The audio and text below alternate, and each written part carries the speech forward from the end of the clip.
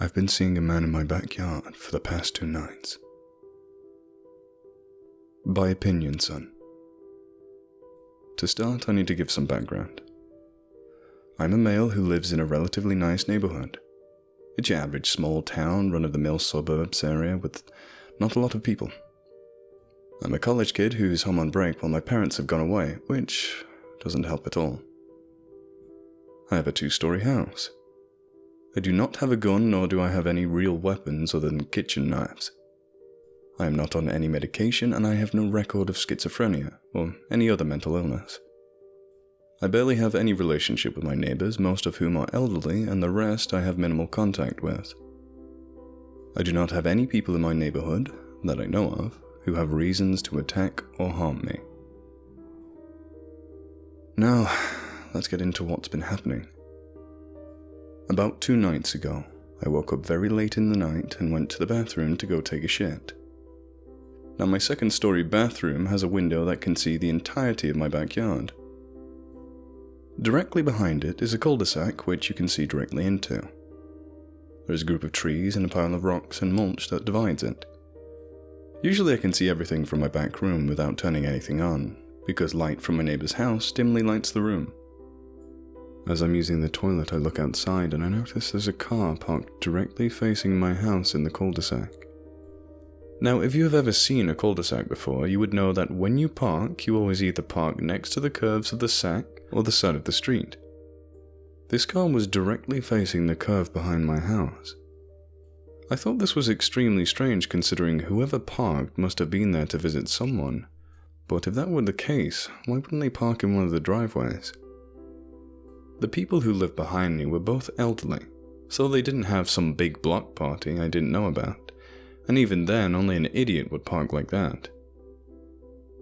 As I stared into the car, I could distinguish a figure in the driver's seat, just sitting there.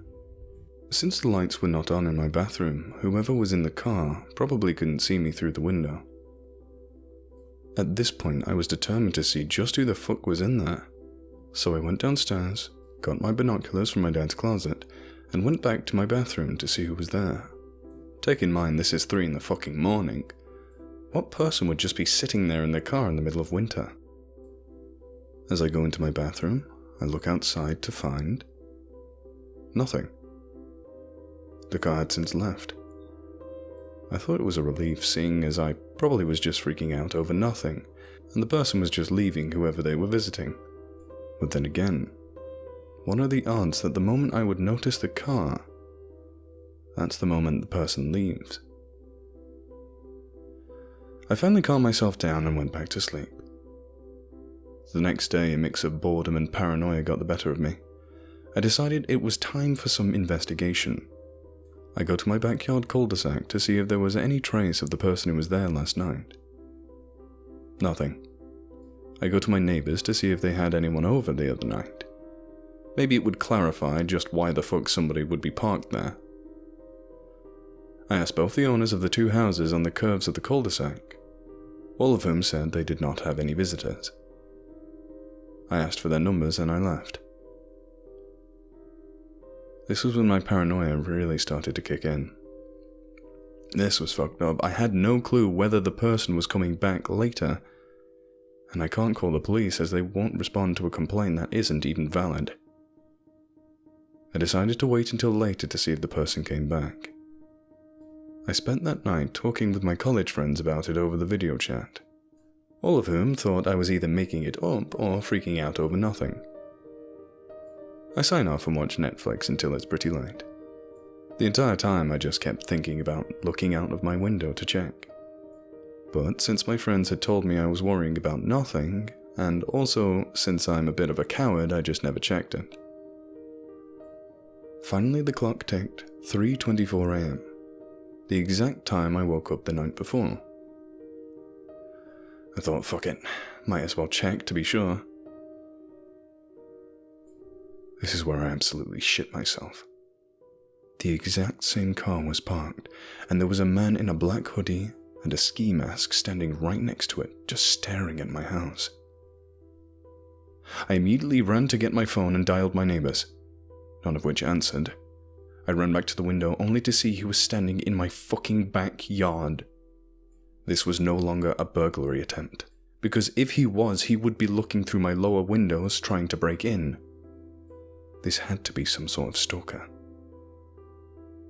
I decided fuck this and opened up my window and screamed at the top of my lungs, "Who the fuck are you?" No response. "I'm going to call the fucking police! Get the fuck off my property!" Finally the man spoke. "Have a nice day," he said it in such a cheery way, similar to the way a cashier at a store would say when you're leaving. The man waltzed, and I literally mean waltzed like a happy cartoon character, back to his car and left. I called the police department immediately. They asked if I had any friends who were trying to play a prank on me. I said no. Like I said, this town was relatively small and the police did jack shit. They told me if anything happens again to call them immediately. I'm shitting myself right now. It's currently 11 PM and God knows he'll be back tonight. I'm going to be looking out my window all night waiting for him. I'll keep you in touch if anything happens. Wish me luck. 12:24 AM. I'm currently staring outside my window, waiting for the man to come back. I've informed my neighbors about his arrival, and they told me they are also going to be on the lookout. I feel extremely nervous, but at least I have my neighbors helping me out. I just want this to be over. 1:24 AM. Nothing's shown up yet. Got a call from my mum about half an hour ago. I haven't told them any of the shit that's happening. I just told her I loved her and hung up the phone. My friends have been Snapchatting me asking about this shit. I said I'll try to get a picture of him if I can. If I do, I'll upload it so you guys can see. 1:34. Neighbors told me they see a car parked up the street from them. One of my neighbors, who is in his mid-40s, says he's going to check it out. My foot's tapping the floor like crazy now. 1:37 AM. False alarm. Turns out it was just the car of a family who just got back home. Fuck me, this suspense is killing me.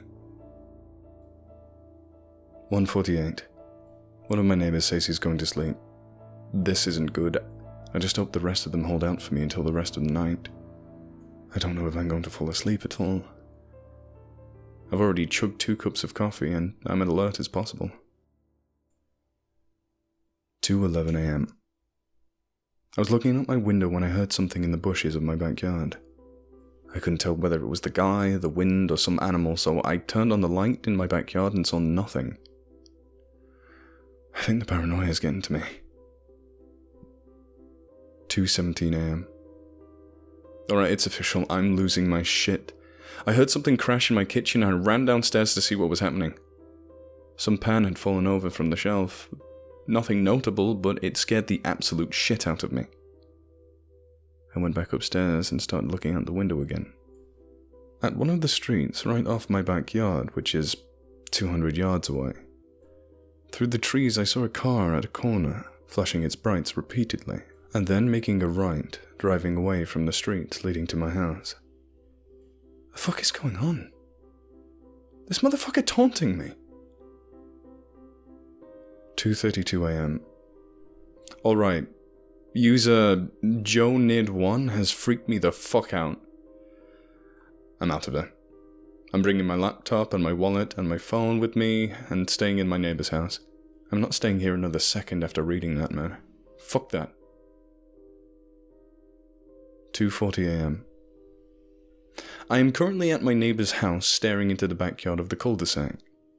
I walked out of my back door and sprinted and rang the doorbell as fast as possible. They saw me and opened the door immediately. Scariest shit I've ever done, and I was worried he was going to pull up any second. Now I just wait and hope for the best. 2:51 AM. Nothing out of the ordinary has happened. I'm dreading what will happen at 3:24 though. I saw 2 cars pass by my house. I couldn't tell if it was the same car as the one the stalker was using.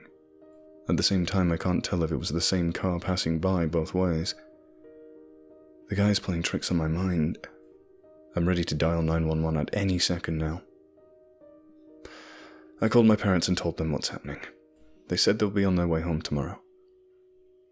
God, please protect me. 3:01 a.m. This guy is definitely coming.